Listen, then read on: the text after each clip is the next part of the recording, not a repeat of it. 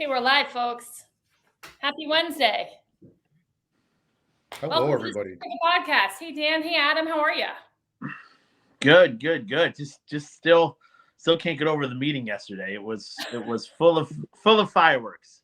Youch. You guys, I blame last night's city council meeting for the reason that I haven't showered today and I'm looking like a little dramatically greasy because that was 3 hours of my life that I can't get back. And I have to say, when I left the city council, the one thing I thought was like, okay, I'm going to get my Tuesday nights back. Wrong. Tuesday nights, I am still a slave to the city council. There was like probably 3 hour meeting last night. That was kind of wild. But really quickly, before we get into that, I just wanted to ask you both, what are your feelings about Robin Dalton? Would you describe them as very favorable, somewhat unfavorable, or very unfavorable? Robin, if I'm correct, you are referring to a text questionnaire that went to, I got it. I think Dan said he got one. You got it, Robin. That went out that was originally the address. They screwed up. The address was from former Joanne Yepsen's home address. So she's very active in the Democratic committee, right? So we can safe to assume that this was a Democratic survey that went out. Yes. So over the weekend, a text message went out that read the following. Saratoga Springs residents, please take a short survey to voice your opinion about the upcoming municipal election. Now, I know who this came from because you can kind of see my phone. Not really. really. If you can see my phone, if I scroll up, see, it came from the same phone number that Ron Kim sent me a text message from. So there's the text message right there. So you click through and you're like, all right, sure, I'll take a survey. I'm thinking I'll take a survey. So it's like, how likely are you to vote in this election? Then it asks if you think Saratoga Springs is headed on the right track or the wrong track. What's your opinion of Ron Kim, Chris Mathieson, John Safford? Who would you vote for mayor? What's your opinion of Jim Montenegro, Tim Coll, Kristen Dart? Who would you vote for public safety commissioner? What's your opinion of, there's Adam. What's your opinion of Black Lives Matter? What's your opinion of Robin Dalton? And then what political party are you registered in and what is your gender? So Dan, are you running? Are you running a write-in campaign that I didn't know about? Why, people? Why? Yeah. I'll tell you my two takeaways from this. Yeah. My two takeaways are that the committee Democrats clearly use BLM if they think it is politically favorable, right? This isn't a just movement or a cause for them. It's a means to an end to an election, which again, those kind of politics I think are really, really kind of shallow, poor politics. Yeah. The second thing is, Robert, I don't know why would they want the favor? Maybe they're trying to gauge the power of the Saratoga podcast and using you as a barometer. I don't know. All I know is that I noticed on the city Democrats, the city committee page on Monday, they shared like a negative article about me. And then a couple hours later, they deleted it. And so I was like, maybe they're getting poll results back in and they're finding them to be more favorable than they thought. I don't know. I have to wonder, was that simply, let's take a shot at Robin Dalton, or was there a strategy to that? I could believe both, to be honest with you. Or I can believe either. I have no idea. Dan, I'll tell you why I don't think it's a shot, right? Because these polls are meant to be completely neutral. You pay a company come in, who theoretically has experience and a degree in taking polls that are unbiased, right? So I think the value of a poll is that you're getting unbiased. So you wouldn't want to steer people in any one direction or take shots at. My opinion of polls are meant to be just neutral, just not to lead anybody, because you really want to. You're taking polls for the analytics and the feedback, and you don't want that to be skewed by biasing answers that may not result in the polling place. So that's my opinion. Is that I think maybe they're just trying to figure out the popularity of this BLM Darrell Mount case, of how much they can blame the previous administration. We've seen this in blaming the previous administration for pretty much for tax increases and lawyers' fees and all. I mean, they just if it's a problem, it's the previous administration, and maybe they're just trying to figure out if they can keep doing that, and if they seem like good guys, pinning Robin down for more crap. Yeah, that's kind of what I figure. I figured they were trying to gauge whether or not I would be useful in political attack ads this election season, despite the fact I'm not running and have like nothing to really do with anything. But I think that's probably what they were trying to gauge. I'm honestly a little jealous. I'm not. I wish they would have asked how people felt about me. Maybe next time, Adam. Maybe next time. Anyway, moving on. City council recap from last night. And I also just want to let people know we also have we have two comments already. Let's see. Michelle Madigan said, oh yes, it is. I am also on Michelle Madigan's campaign team. Oh, good. Wait, this is also a good one. Tim Miller, Robin is annoying. Thank you, Tim. I really appreciate that comment. Tim, you're awesome. Again, how come nobody comments on me? Tim, anyway. Why can't you be similarly annoying, Adam? Come on. I might be. I don't know, because nobody polls me. Dan, you know what I'm talking about. Anyway. So I just want to let people know, also, we have Chris Mathieson coming on later in the show, and we also have Tim Coll. So we have a mayoral candidate we're talking to and a public safety candidate. We have reached out to all the supervisor candidates, mayoral candidates, and public safety candidates to come on the show. The only no we've gotten so far is from Ron Kim, although we haven't heard back from Krista Dart's campaign yet. I'm hoping we will. So we will bring you interviews with all those candidates. Today, it will be with Tim and Chris. But before we get into that. You essentially said it, Robin, but I want to clarify. We've invited all candidates. Yes, correct? we have invited all candidates. So last night, the city council recap. So it started off with a bang. Former Commissioner Michelle Madigan spoke at the public hearing about the proposed budget. And she kind of, in my opinion, she really kind of slayed. She has 10 years of experience being the Commissioner of Finance. And she really hit a number of bullet points that I think reflect a lot of resident concerns about the proposed budget, from the extraordinary fund balances that the city council had when the previous administration left, how that fund balance increased, and all the unassigned and assigned reserves that the city has, and why, with all of that extra money, there would be a tax increase. And then she also hit on things like this city council promised the fire department and Local 343, which is their union, that they would deliver on putting four-person engines on. We used to run our fire engines with 3 people. Now we're running them with 4. That's an extraordinary amount of money that the city has to pay to staff a 3rd fire station. It would be an extraordinary amount of money if we just had the 2 stations that we had to increase staffing to cover minimum staffing that included 4-person engines. But now with a 3rd station, it requires hiring 16 new firefighters. And suddenly this administration is like, oh, the public safety budget has just skyrocketed and we don't know why, and how are we going to cover it? Well, that's one of the primary expenses, was the promise they made to the union that they would put 4-person engines on. So she was calling out like a multitude of points like that. And I think she was very effective in her public comment. What did you guys think? If I recall, Mayor Kim tried interrupting her and she would have none of it. So I'm actually really glad you brought that up. So at a public hearing, there's no established time limit on public comment. So it's different from the public comment that happens at a city council meeting where Ron Kim has imposed this 4-minute limit. So that was one of the reasons why Commissioner Madigan pushed back against Ron Kim trying to interrupt her so many times. There's no limit at a public hearing. So, and Mayor Kim it was not pretty. It was not pretty. Yeah. My thoughts is that taxes now look like they're going to be raised for 2 years in a row. Commissioner Madigan did it once during COVID. Meanwhile, the Commissioner of Finance hired herself a personal assistant, and now ex-Commissioner Madigan called her out on it. Said, "My 10 years, I never felt that I probably needed an assistant, but I never felt that it was worth the public money to spend on one." So again, I think this council came in with a mandate. They've made some decisions that are very costly. Now they got, and there should be a political price to pay that when you raise taxes twice in 2 years, at the same time you're hiring yourself a personal assistant. I think the public should know this, and you shouldn't blame the previous administration for those kind of moves. And that assistant was one of 30 hires that the city council made last year. So they went on a pretty significant hiring spree. Well, with that question, Robin, how many of those hires were new created positions, and how many were? That's a really good question, and I don't have the answer to that, but that's a really good question. Because they might just feel 30 high. Maybe that's just the attrition rate. I don't know, but again, the glaring one is the personal assistant for the person who's raising taxes. Right.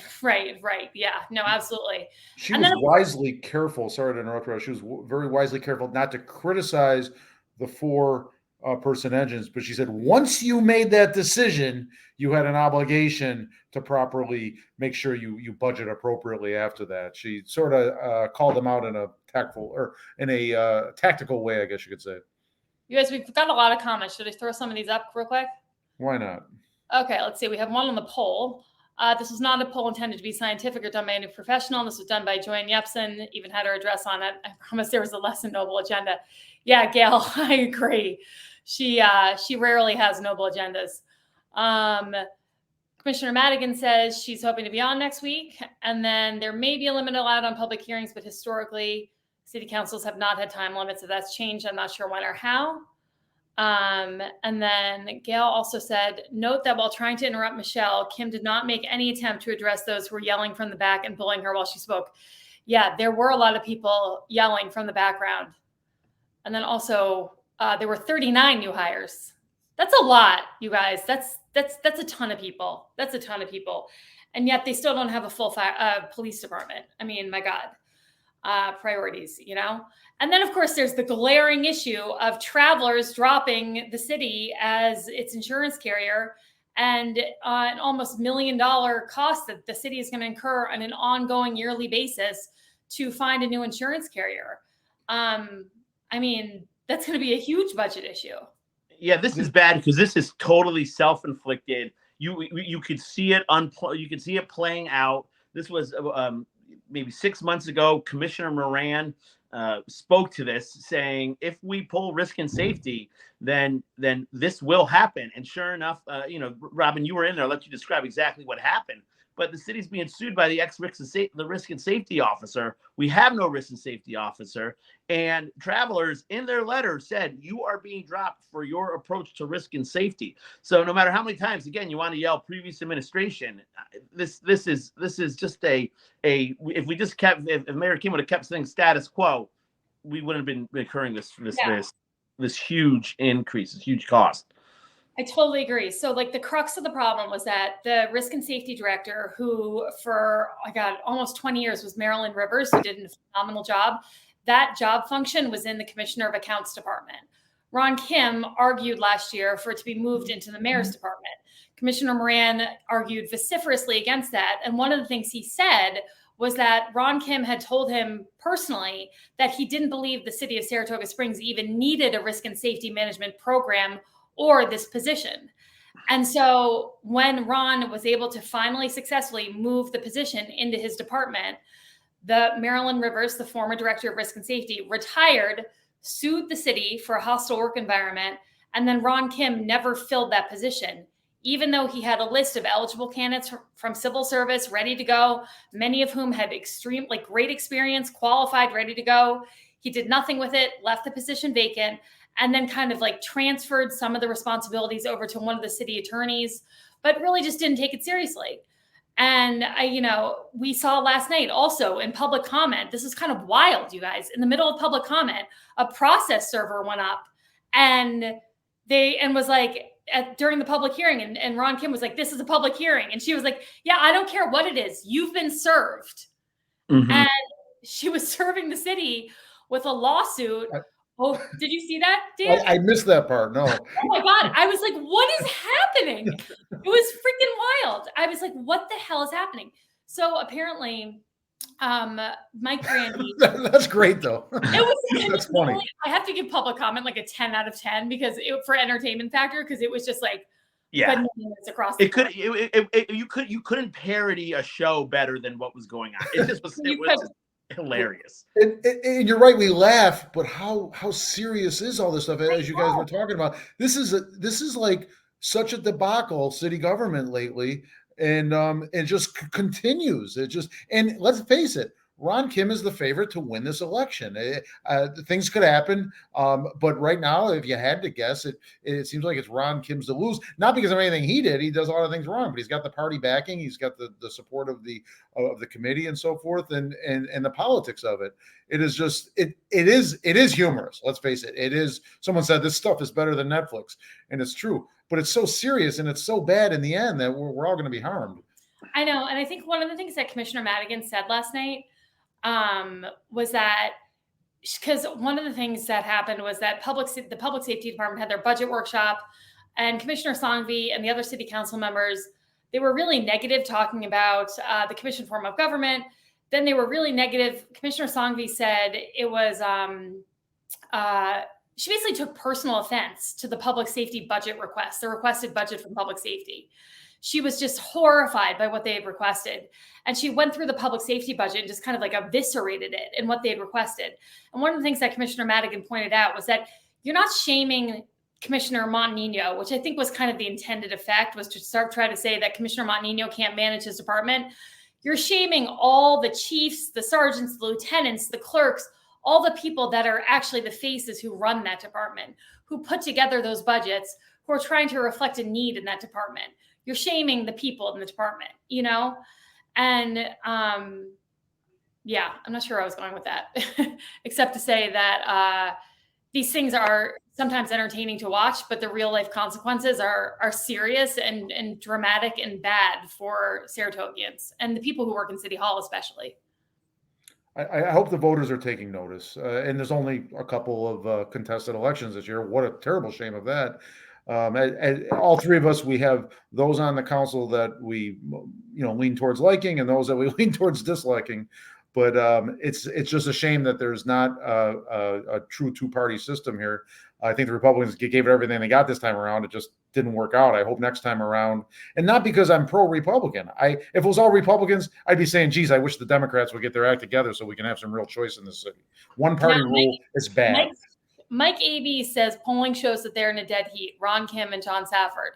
So that's interesting information. And if that's the case, and we could be teed up for an upset in November, that would be very interesting. And I think not a lot of people would see that coming, but who knows? That is, thanks, Mike, for clarifying that. And that's good. And then, and I'm not going to tell you how to vote, people, but God forbid, get out there and vote. It's, too late to register now, but if you're registered, make sure you vote, because there's plenty of people that are registered that simply don't show up. And with early voting, it's hard to find a valid excuse. I will say John Safford came, who's the Republican mayoral candidate. He came to the city council last night and he made a public comment. And I thought his public comment was actually really constructive. He suggested that the city council ask for a representative from Travelers to come to one of the meetings and outline some of the problems they were having with the city's approach towards risk and safety, so that the city could comprehensively address it when looking for a new insurance carrier. Yeah, he also brought up another interesting point, I thought, as well. And I thought that was a great idea, that this could have farther reaching ramifications too in our bond rating, right? Like a city with this much dysfunction is not theoretically going to carry a positive bond rating. We've had A double plus or the highest bond rating for years and years, but taxes being raised, city dysfunction, and no insurance, no liability insurance, or being in a high risk liability pool definitely does not lead to investor confidence, which bond rating agencies are rating. And then that would make it a lot more expensive for us to borrow money, basically. Yeah. Correct? Yeah. We got to mention one more thing, because it's so timely and so important. It's a bit of a turn from what we're talking about, but it is all wrapped together. Is the jury verdict in the Darrell Mount lawsuit came in yesterday and found for the defense, namely the city. And really quick, Dan, though, I just want to hit on one last thing with the city council meeting last night. Is that all right? Before we go into that. So one of the agenda items on the mayor's agenda was hiring outside counsel for a workplace investigation into discriminatory conduct in the workplace. And I guess this was directed towards Commissioner Montagnino's department and some of Commissioner Montagnino's behavior. And in public comment, an email was read that was kind of like lewd sounding, that I don't really want to repeat here. It wasn't great sounding, although Commissioner Montagnino said it lacked context and so forth. And it wasn't the email, it was 2 sentences. It was 2 sentences, correct, out of an email. That I think was connected to this workplace investigation.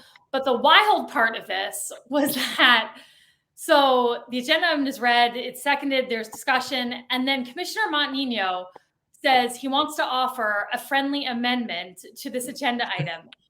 And his friendly amendment is to include the fact that he has heard Mayor Ron Kim make disparaging comments about Commissioner Moran's disease, citing a text message that was recently published where Mayor Kim called Commissioner Moran like a dysfunctional alcoholic or something to that effect, and wanted him removed from office and all this kind of crazy stuff.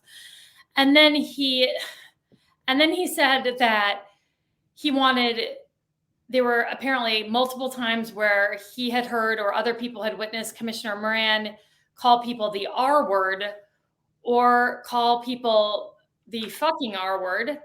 And he wanted that to be included in this investigation.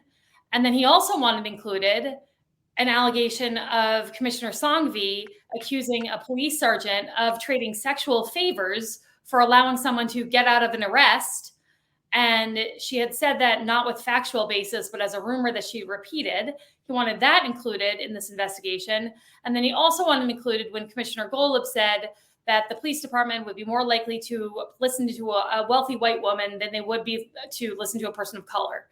And so he all just dumped all those examples out in this friendly amendment that he wanted included in this workplace investigation. And I was like, what the hell am I hearing? Like, literally, what am I hearing? It was like I was surprised that didn't break out into a fist fight. That was so awkward and ugly. Sorry to interrupt you, Robin. Keep going. No, it was it not crazy? I was like, I don't know what this is. Bananas what I'm hearing right now. Yeah, I don't. You know what? I don't blame them, because the fact is they took 2 sentences at it. There's no context to that email. All the commissioners have. I mean, look how many workplace harassment or unfriendly workplace lawsuits there are against the city right now. Yeah. And look, and the fact that they want to pay more money to hire counsel to look into something about Jim speaking speaking sexually about, it appears about his wife, but there's no explicit words. Writing was the worst. You know, I have the quote in front of me, Adam, from the Times Union, if you folks want me to read it. Go for it. Okay. This is from a Times Union article from this morning. I believe it was Wendy Libertor. I apologize if I'm not crediting it properly. There was an email going back, something about AFIB, back and forth, and what's our atrial fibrillation, known as AFIB. And apparently at one point, one Commissioner Montanino's email said, quote, "My first reaction upon reading your email was, please don't tell my wife that AFIB is a major heart defect that renders one not rideable, as my AFIB never got in the way of that before." I think that is the crux of the matter right there, that line. And the Times Union described that as risque. What's wrong with that? We want to hire. Come on. We got to spend more money, spend more time, because Monty's got a healthy relationship with his wife. Okay, I just want to say, I'm going to throw up this one comment, you guys. Mike says, wonder how she got that email. And I think he makes a really good point here, because the lawsuit that was served last night was about FOIL requests, and the city not responding to FOIL requests coming from the Republican committee chair in a timely manner. Months and months had gone by. These FOIL requests weren't responded to. And yet there's all these other politically advantageous FOILs that seem to be coming out in a very timely manner, such as someone from the public having this email about Commissioner Montanino. And so I think there's really something to that, you know? There's a 2-tier system, the FOILs they want to get out and the FOILs they want to cover up. Yeah. Who's actually making the sexual harassment complaint? I have no idea. The city council, a woman or man. See, that's all. Those are all excellent questions, Commissioner Madigan, and they were not answered last night at all. Let me point out here, Commissioner Montanino should not have written that. We can comment on how important it is, whether it's worthy of an investigation and so forth. It was poor choice on his part. He should not have put that in an email. Not nearly as bad as what others had put in emails, but it just wasn't a wise decision. He just said the horse. They're talking about selling a horse. He's like, the horse is still rideable if it's got AFib. I am. Can we just not? Can we strike the word rideable from the rest of the podcast? I give him a little comedic license to make, right? Like, come on, it's comedy. Not in 2023. Not in this city atmosphere. Yeah. Not in an email. No. I hid under my I hid under my shirt for that. We have a comment here. how would you word search a request for that FOIL information? Excellent freaking question. I have no idea how you would search for that. I have not one clue. I know how you would. Writable. Hey, real quick. The article was by a H. Rose Schneider from the Times Union. Okay, thank you for clarifying. So, yeah, believe it or not, this just seems like the Times Union carrying the Democratic Committee's water. That's not Wendy Lipitor. Maybe she's got a little minion under her now. You know, who knows? Yeah. Well, no, I thought it was kind of a balanced article. Again, they used the word risque, which that word seemed to downplay the importance of it. So I don't know that it was a biased article. It might have been, but maybe I'm biasing it. You guys, I have found that, so like yesterday, so going back to what you had brought up before, Dan, the Daryl Mount case, we had a verdict in the Daryl Mount case yesterday, which was, such a long time coming. I clicked on the Times Union's coverage and I found it to be surprisingly unbiased. And I was like, wow, this is like a surprisingly accurate article from the Times Union. I was shocked. And then I noticed that the author was not Wendy Lipitor. And I was like, oh, that makes sense. And I have observed that like 2 or 3 times over the last week or two. I've read an article, I thought it was unbiased, and then I've noticed it wasn't written by her. So there may be hope over there with another writer. All right, H. Rose, prove us wrong. All right, we got guests, right? I mean, we have guests. We have public safety candidate Tim Coll joining us. Tim, how are you? Good afternoon. I'm fine. Thank you. Nice to see everyone. Nice to see you as well. Since we were just talking about it, I would love to have your opinion on the Daryl Mount verdict, if you don't mind sharing, and what you think it means for the city. Yeah, certainly. So that case has been going on for quite some time, at least right around 10 years. And I attended the opening arguments or opening statements at the trial. And I just felt like, at the opening statements, there were really no facts at all that indicated the Saratoga Springs Police Department, either beat Daryl Mounts or killed him. And really, for me, for watching, the plaintiff's attorney, if you're going to make an allegation that someone killed someone, you have to at least identify a police officer. You can't just say he died at the hands of the police in general. So, I thought the case was, again, there's just no facts to support that. There's no facts at all ever to even open a criminal investigation. The Saratoga County District Attorney's Office refused to open one. Certainly, the Attorney General's office didn't open one. The FBI, who does civil rights investigations, didn't open an investigation as well. But I will comment about trials. I think trials are great. It's a great way for us to get facts. It's hard to get facts in this world today that you can rely on, that's corroborated, and that's a way for our public to get it. So I hope it provides some closure for people in this community. Yeah, I agree. I mean, I really hope it does too. And I think, for everyone in the Saratoga Springs Police Department who's been in the police department, who's in the police department currently, hopefully they all walked around with a little spring in their step yesterday, because I think that it was the repudiation of a lot of horrific accusations that's been a long time coming, No, absolutely. I agree 100%. Yeah. Yeah. Well, so anyhow, you are running to be a part of this circus, to be sorry, we've just been talking about like the crazy city council meeting. So now I have so much respect for the fact that you've actually thrown your hat in the ring and you're running for the commissioner of public safety position. We obviously, in my opinion, need some changes on that city council table, because what's been happening and the dysfunction and the unprofessionalism, it's just got to end somewhere. So can you tell us why, just generally speaking, you were motivated to run for this office?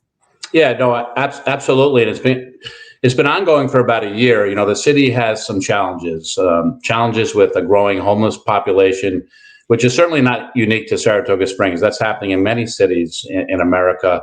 And with that, we have increase of panhandling, and sometimes it's related to the homeless, and sometimes it's not, as you know, Robin. But we have challenges now with an increase of crime in certain categories. We have challenges with short-term rentals and challenges still with the 2 a.m. closing time. So, I have a 30-year, record in the FBI. I was a special agent, a supervisory special agent, and I believe, I have the experience and skill set to at least address some of those challenges if I'm fortunate enough to be elected. Tim, let me ask you about your history with the FBI. There was a case that one of your opponents tried to make controversial about you leading to the arrest of a Arab man for his ties with radical Islam and terrorism. Some of the things that came out with the trial was his connection with Hamas and him meeting with Hamas. With your background in the federal government, the FBI and I think this is really the forefront right now. Does Saratoga are there weak points in Saratoga? Does Saratoga have to have terrorism concerns? I know we've shut down street festivals before because we weren't able to properly mitigate the risk for terrorism. Is there anything on that national level that you could see affecting Saratoga? Well, so, Hamas is a designated terrorist organization by law, right? So, there's a process to get put on that list. And that means, if you send money to Hamas and they're a designated terrorist organization, you're providing material support. So, of course, I stand obviously with Israel. I've trained with the Israelis. I've been to Tel Aviv. I supervised a team that we went over there and worked on a counterterrorism mission. I'm well versed in Hamas. I did a local terrorism case here. Yassine Aref was the subject, and he was convicted after trial. He had connections to a Hamas leader. His name was Ahmad al-Alami, and he himself was a designated terrorist. So not just was Hamas designated, he was designated. And they talked about their role together. So it's not. So to say someone here in the capital region, it's not far-fetched to say that they don't have a connection to Hamas. So I'm no longer with the FBI, so I don't have access to that classified information or the information that's coming. But rest assured, I know the JTTF is working hard to keep us all safe. Tim, did you happen to catch the debate last night over waiving the fees for extra patrols for our Jewish houses of worship?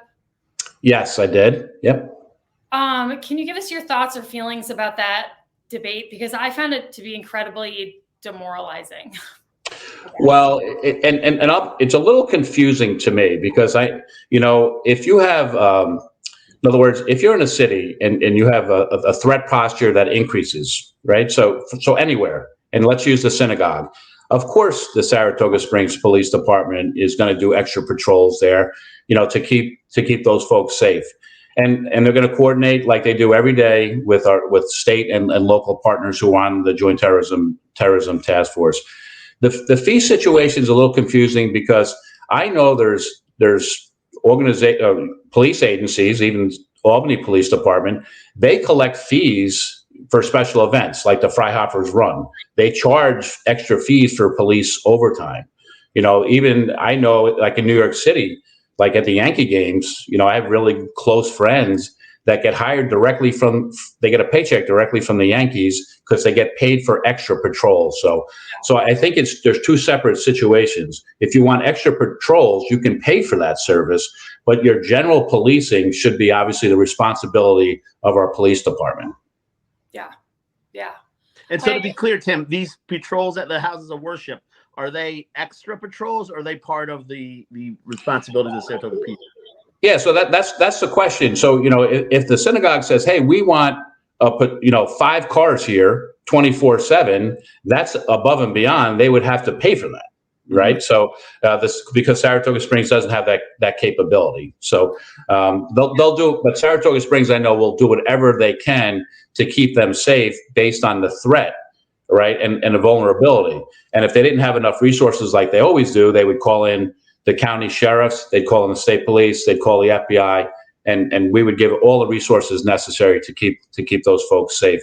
We do community outreach, the FBI, with those synagogues all over the capital region. And I've done them before as well to make sure that we're protecting them. Tim, that was a good explanation you had there because, of course, the city on its own is going to have increased and focused patrols around the houses of the Jewish houses of worship and so forth. But like you said, the synagogues themselves may want very specific levels of policing that they determine, not that the city police department would determine, and that's where the payment would come in, correct? That's my understanding. And I know there's some synagogues like in New York City that have their own private security. So they fund that themselves as well. That's another example.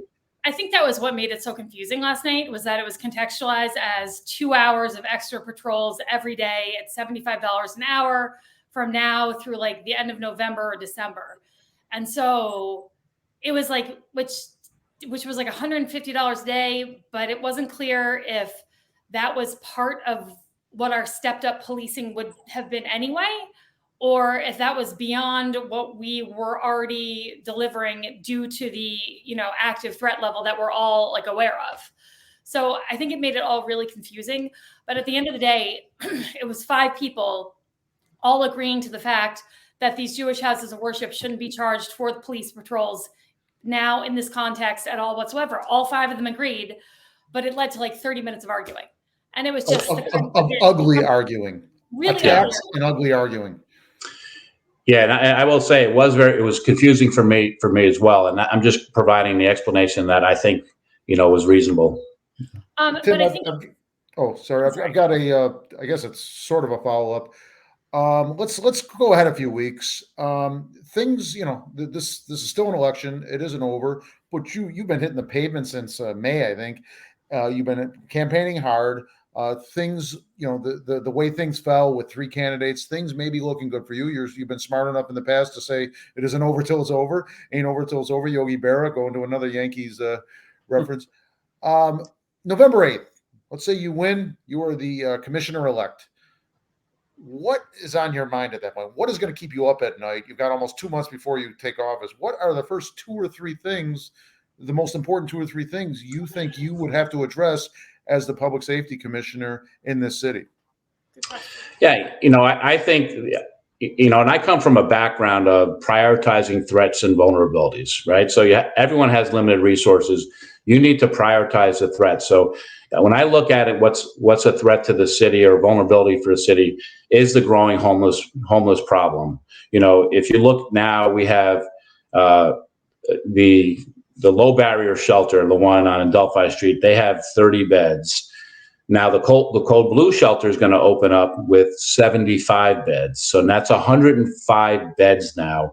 Last year, we only had 60. So that's a big increase of 50% of more for folks that are homeless. That's a complicated, comprehensive plan to deal with that. And we have something here that I just think is underutilized, and that is the outreach or homeless court that's ran by Judge Vero and Rise. And some of these folks need a little push to get into the system to get the help that they need. So if you ticket a homeless person for an ordinance violation, they will get in front of Judge Vero and she will sentence them to mandatory drug counseling or mental health services.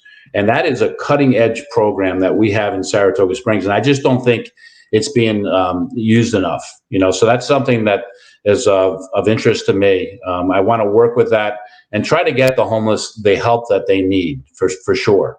And that's a priority of mine. Oh, cool. Thank you. Tim, do you think that one of the things that I was watching last week was the public safety workshop? And I was really dismayed that the commissioner wasn't advocating for his department's budget the way I thought he should have been. And I'm really concerned about the numbers in the police department, the open positions, the lack of recruits that we got in the last recruiting cycle. How do you think you might be able to better advocate for the police department and help fill some of those positions? Right. So, I watched that. I didn't go to it because I missed it, but I watched it on video as well. I think there was some hope that the positions seem to be getting filled, right? So, and I think one of the issues is the really kind of low pay when you look at it. When you look at the starting salary of $45,000 for a police officer, that's very low. And 25 years for Saratoga Springs police officer without overtime, they make around $90,000. And I think the same state trooper, I think Dan knows this, makes about $130,000. That's quite a disparity, So the bottom line is, like other communities, if you can't, you need to be able to recruit police officers, and you have to make them feel supported and welcome. We have a great community here. We could bring them here and show them all the business leaders to make them feel welcome. It's almost like recruiting for a sports team, right? They're going to go to whoever loves them the most. That's how what coaches do when they're recruiting, and we have to do the same thing. And if we need to pay them more money, even bonuses, and we also then are going to have to pay retention bonuses for the police officers as well. But that's something we're going to have to do. The solution is not to lower standards for psychological testing for sure. That's a recipe for disaster. And let's just point out that was something that the current commissioner suggested. That's correct. To minimize psychological standards. I just don't think that's proper, and we shouldn't be going in that direction. Yeah, I mean, honestly, you have my vote just based on that answer alone, because I would love nothing more than to see the base salary for our police officers raised. I think that would be tremendous. So thank you for that. You're welcome. Obviously, I'm a little biased. I love those guys and ladies. Yeah. It's just in the news this week, the delays, if you will, of the east side, the new fire department on Henning Ave, on Naira property there. Do you have any thought? God forbid, if in January that's still not staffed. What are your thoughts on that? Yeah, no, I mean, my thoughts are clear, right? So I think it's going to get open. I think they're trying to get enough people trained to get it open. If not, they'll open on overtime. So I'm pretty confident that that's going to open. I think the concern is for the fire department is, moving forward, how do we put that money away when that SAFER grant goes away to continue to pay our firefighters? It's really, it's foolish in my view to hire all these firefighters and train them and then get into a position where you have to lay them off. I think that's foolish. So we have to make sure we're putting money away to pay them when that SAFER grant expires, and maybe there'll be an opportunity to re-up the SAFER grant. We're not sure yet, but I think that's the biggest issue with that moving forward. Excellent. Tim, we've been asking, or I've been asking all the candidates this, anyone that you have, who's the most kind of surprising or interesting or different person that you kind of run into while you've been campaigning? Anyone that comes to mind that you've met? Well, so I met a lot of the business leaders in the community, right? And I'm really impressed with all of them, right? So they've led great businesses here in the community. They give a lot back to the community. But the one person, I'm thinking about this now, that stands out in my mind is actually the former mayor, A.C. Riley. I met her, and she's been kind to me. I've asked her questions because I'm a rookie in politics, and she just has been kind. And not only was she the mayor, but she was a county supervisor. So she knows that it's so important to coordinate with the county and have good relationships with the county. So that's one person, and she welcomed me into her home, and we met some of her neighbors. And that's someone that, look, we all know that we should go through life and be respectful to people and have dignity. But sometimes, every once in a while, you need a voice to remind you that that's the proper way to go. And she did that for me. That's awesome. Wow. That's awesome. Yeah, she's pretty incredible. That's fantastic. Yeah. Well, I've never met her. Dan and Adam, I'm sorry. Do you guys have any more questions before we let Tim go?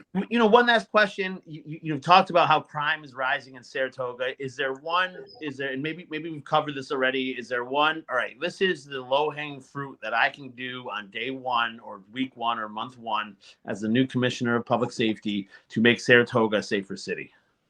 Yeah, so I've been advocating for a foot patrol, and they used to call it New York City community policing. Now they call it neighborhood policing, and they've started to do that. The police department, and it's my understanding it's working well.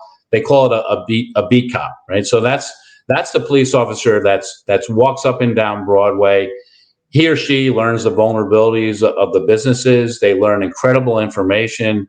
They can intersect the homeless before they start using drugs to deal with being homeless. But there's a concept called omnipresent policing, not to get you into the police world, but it's really common sense.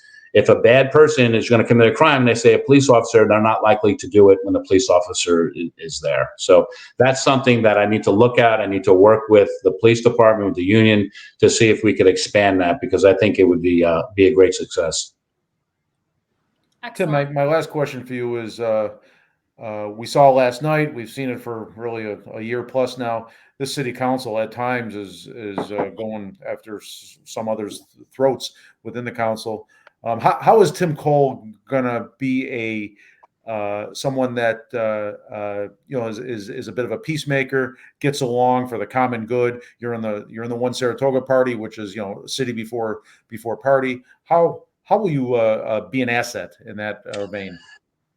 Well, I think you need to lead by example, and it starts with treating each other with respect and dignity, even if you disagree on issues. And I've said this before, we can't expect the public to treat us with respect and dignity if we're not treating each other with respect and dignity.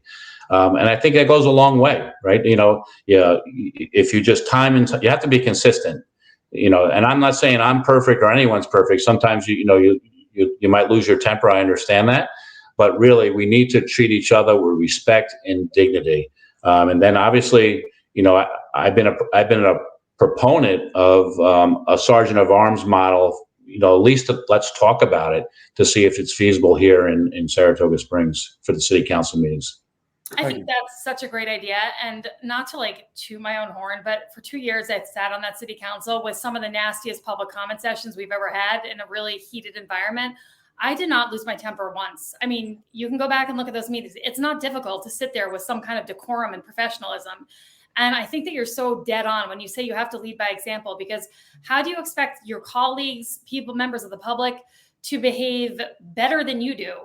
If you're gonna act like children, you just can't expect better from people who are coming to the city council meetings and how they're going to be treating the city council. And you set the tone. And I've just been so disappointed with how the city council has really lowered the standards of our discourse as a city. It's just been really demoralizing and sad as a city to see the discourse, just bottom out the way it has. So I would love to see someone get on that city council and raise things back up to the standards that I think we're all used to. Yes, no, I agree, and I'll just finish. I've been going door to door for quite some time, and that really is the biggest issue. Consistent. People are concerned about the city council meetings, the dysfunction and chaos, and they feel like it's embarrassing for the city. So we need to fix that. We need to repair that. I mean, last night was an absolute, unqualified, and total shit show embarrassment. There is no other way to describe how that group managed that council meeting last night. I mean, it was a total disaster, and it's like that more often than it's not. It just is. So I think that the public feedback that you're getting from people, it's dead on. More people are watching this than I think the council suspects. And, Mayor Kim has gone on record saying there's only been 2 times a council meeting's been shut down and every other meeting is gone, just super smoothly. Yeah. Nobody believes that. People see it on social media. If they're not watching the meetings, you can watch the meetings afterwards, or they're, the Saratoga podcast, we get a ton of views. We talk about this stuff all the time. So it would be great to see you elected and bring some decorum back to these meetings. So thank you so much for joining us today. We really appreciate your taking the time, and wish you the best of luck. Yeah. Oh, thank you very much. Good to see everyone. All right. Have a good day. Bye-bye. Thank you. Yeah. Hey guys. Okay. It was great to have another candidate on. Now, we were going to have Chris Mattison on, but I don't see him. So he may not be joining us today, in which case we will see if we can bring him back next week.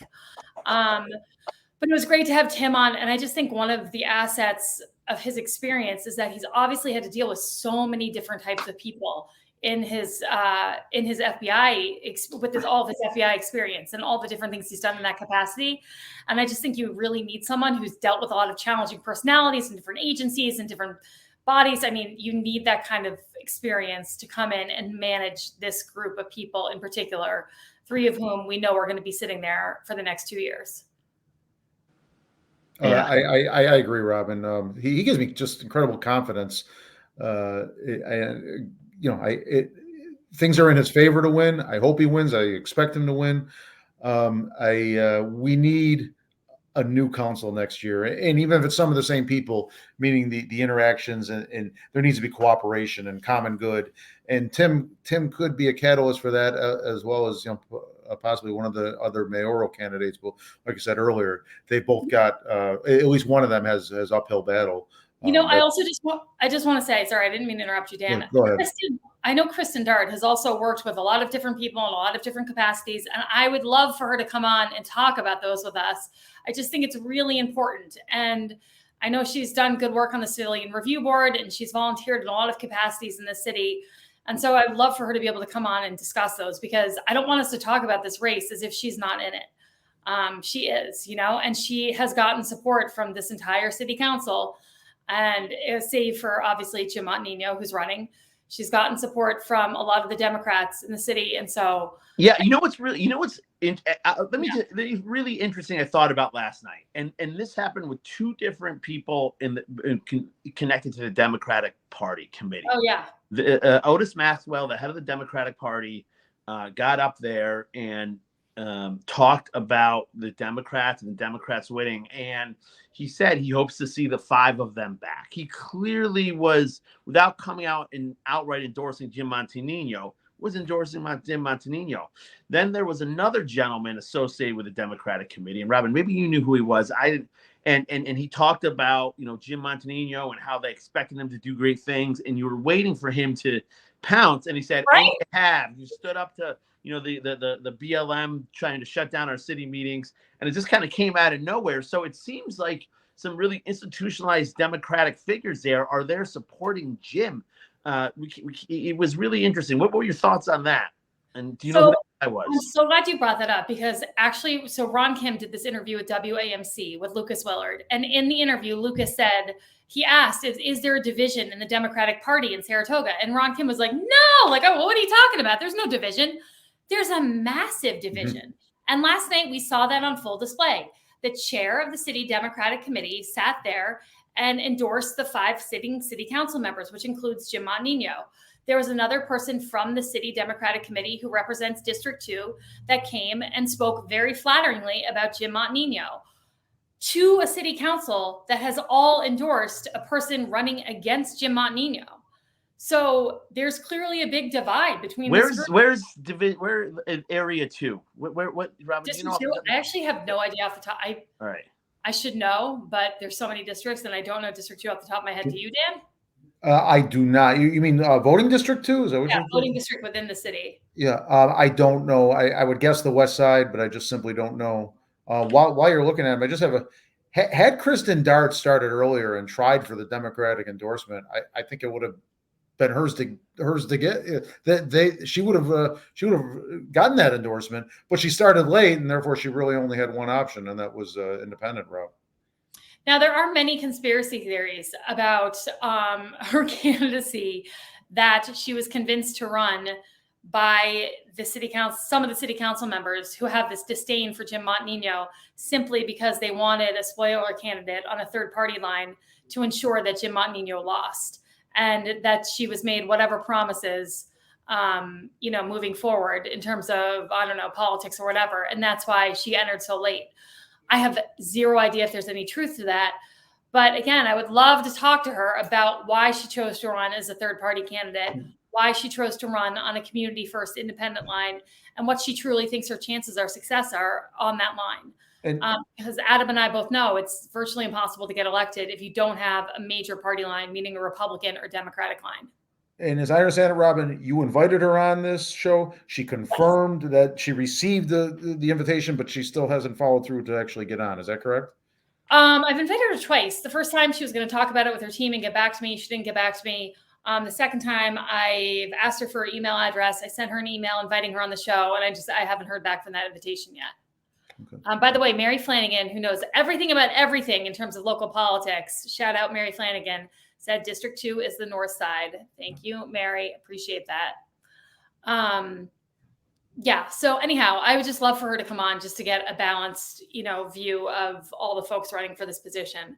Although I think that we just lost Adam. But I think that by the numbers, and when you look at the breakdown of the numbers and who's running on what line and the trends historically, I think that and the polling that's happened lately, I think that things are looking good for Tim. But it's not over till it's over. Exactly. Yeah, we did lose Adam.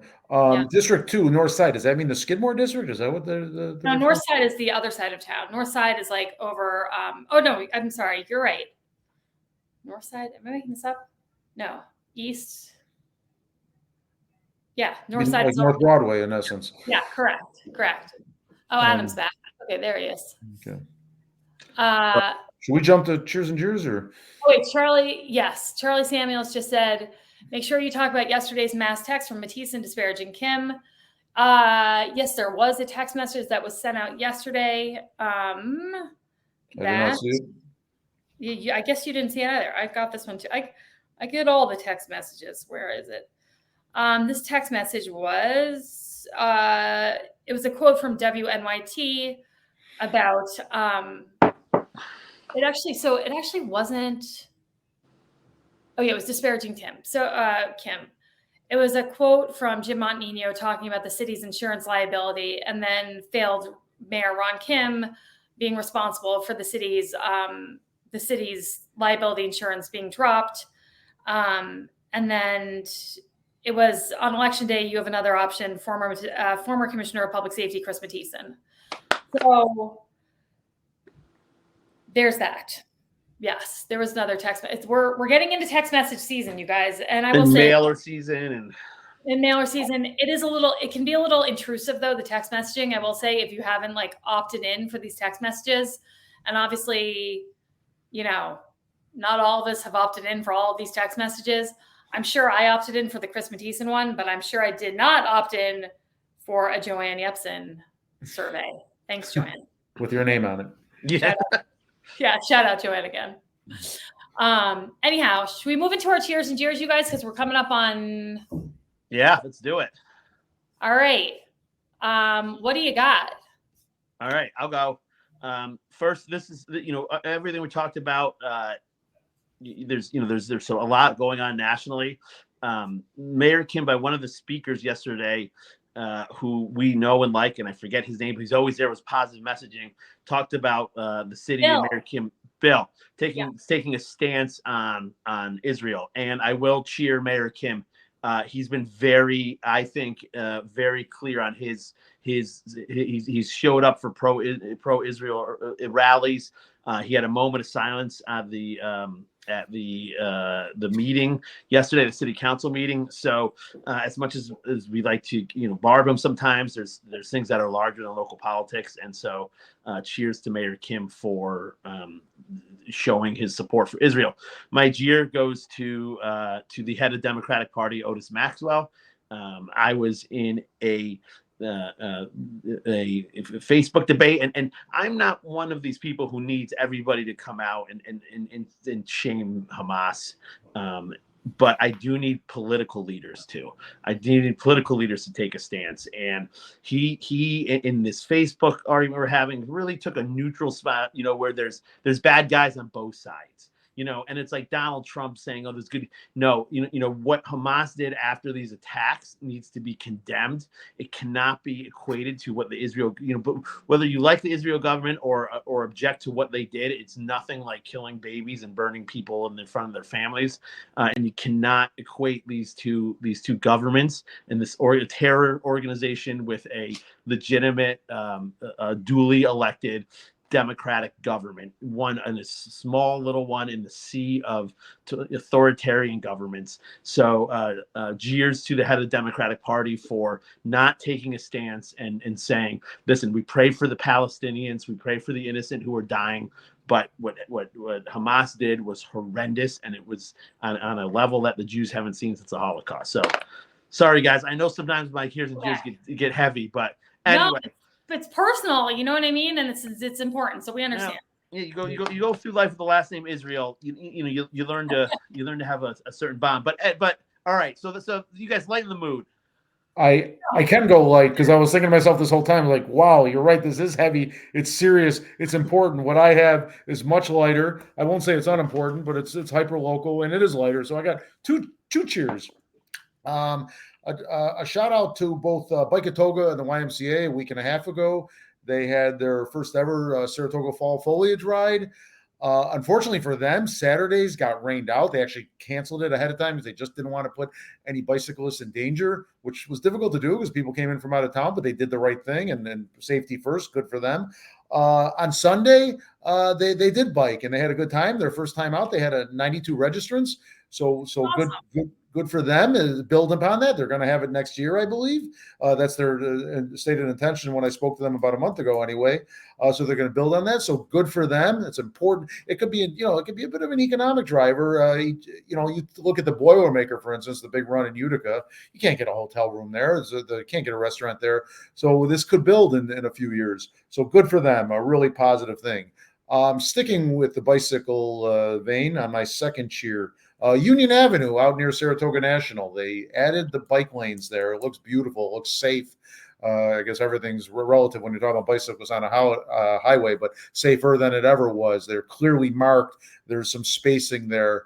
And then I know the city's version of Union Avenue upgrades, be west of East Avenue, I believe, are forthcoming and they're controversial, but let me just say, I get the feeling Union Avenue in a year or two is going to look notably different and notably improved. Again, acknowledging that there are some issues there. Not everything should be one way. There should be a give and take on the city portion of that or the west of East Avenue portion of it.